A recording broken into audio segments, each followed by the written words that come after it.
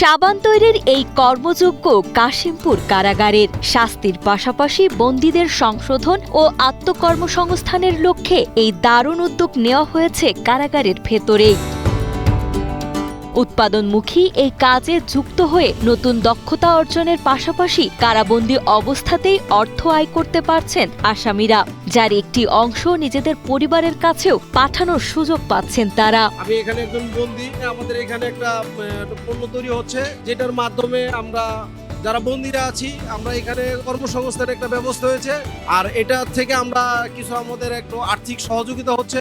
বাংলাদেশে এই প্রথম প্রিজনে মানে কারাগারে আর কি সাবান ফ্যাক্টরি আসছে, অটো সাবান ফ্যাক্টরি। আমাদের মাননীয় সুপার মহোদয় স্যার বলছেন আমাদেরকে একটা ভালো স্যালারি দিবেন, যে বেতন নিয়ে আমরা হয়তো সেই টাকাটা আমাদের পিসি করে দিবেন এবং আমরা হয়তো আমাদের ফ্যামিলিকেও পাঠাতে পারবো। কাশিমপুর কারাগারের চার দেওয়ালের মাঝে এ যেন পুরোদস্তুর এক বাণিজ্যিক কারখানা, যেখানে কেউ কাঁচামাল ও রাসায়নিক উপাদান নির্দিষ্ট অনুপাতে মিশিয়ে তৈরি করছে মিশ্রণ, কেউ বা স্বয়ংক্রিয় মেশিন থেকে বের করছে আস্ত আস্ত সাবান। সবশেষে একদল বন্দী অত্যন্ত নিখুঁতভাবে সেই সাবানের গায়ে মোড়ক লাগাচ্ছেন। সাবান তৈরির এই ব্যস্ততায় বন্দীদের সময় যেমন ভালো কাটছে, তেমনি তারা হাতে কলমে কাজ শিখে আয় করছেন অর্থ। আমরা র মেটেরিয়ালটাকে মিক্সিং করার পরে ওটাকে 3 রুলার করা হয়, রুলিং করে ওইখানে পুরাটাকে ভালোভাবে আবার মিক্সিং করা হয়। তারপর আমরা প্লোডারে নিয়ে এসে ওইখানে আবার মিক্সিং করা হয়, 2 পার্টে মিক্সিং করার পরে ওইখানে আমরা বারাক আর ওইটাকে বের করার পর আমরা প্রিন্টিং করার পর আমরা প্যাকিং মেশিনে নিয়ে এসে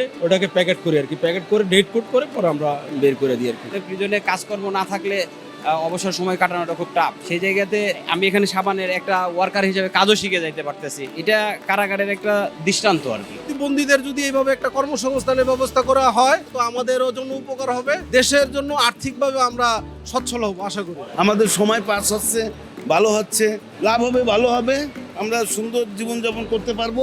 বন্দীদের পুনর্বাসন এবং মুক্তির পর সমাজে ইতিবাচকভাবে ফিরিয়ে এনে স্বাভাবিক জীবনযাপনের সুযোগ তৈরি করাই এই উদ্যোগের মূল লক্ষ্য। প্রাথমিকভাবে এই কারখানায় 3 ধরনের সাবান উৎপাদন করা হবে, যা বন্দীদের পাশাপাশি সাধারণ মানুষও ব্যবহার করতে পারবেন বলে জানিয়েছেন কাশিমপুর কেন্দ্রীয় কারাগারের senior jail super Halima Khatun.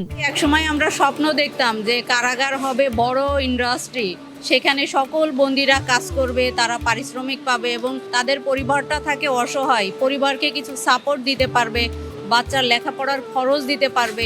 এটা আমরা স্বপ্ন দেখতাম, কিন্তু সেই স্বপ্ন এখন বাস্তব। দিন শেষে তারা একটা দক্ষতা অর্জন করে বাইরে যাবে, একটা পারিশ্রমিক জমায়ে হাতে একটা ক্যাশও নিয়ে যাবে, সেটা তার পরবর্তীতে সমাজে রিইন্টিগ্রেশনের জন্য সহায়ক হিসেবে কাজ করবে। 6 জুলাই সোমবার দুপুরে বন্দীদের কর্মদক্ষতা বাড়াতে স্থাপিত সাবান তৈরির এই কারখানার আনুষ্ঠানিক উদ্বোধন করা হয়। এই প্রকল্পের উৎপাদিত পণ্য দিয়ে শুরুতে কারাগারের নিজস্ব চাহিদা মেটানো হবে এবং পর্যায়ক্রমে দেশের অন্যান্য কারাগারেও এমন উৎপাদনমুখী কার্যক্রম চালুর পরিকল্পনা রয়েছে বলে জানিয়েছেন কারা মহাপরিদর্শক ব্রিগেডিয়ার জেনারেল সৈয়দ মোহাম্মদ মোতাহের হোসেন। আমরা কারাগারের বন্দীদের উৎপাদনমুখী করার উদ্যোগের অংশ হিসাবে এটা করা হয়েছে। এটা প্রাথমিকভাবে করেছে, ইনশাল্লাহ ভবিষ্যতে আরো বৃহৎ আকারে এবং আরো অন্যান্য আইটেম নিয়েও আমরা কাজ করব। আমাদের ক্যাপাসিটি যদি আমরা এক্সিড করতে পারি, রিকোয়ারমেন্টটা ফুলফিল করে, তখন হয়তো বাইরে আমরা অন্যান্য জায়গাও মার্কেটিং করার চেষ্টা করবো। বাট এই মুহূর্তে আমাদের টার্গেট হচ্ছে আমাদের বন্দীদের জন্য যে সাবানগুলো কিনে এটা এখানে রিপ্লেস করবে, এবং এক্ষেত্রে কিন্তু সরকারেরও কিন্তু রাজস্ব সেভ হবে, বন্দীরাও কিন্তু লাভবান।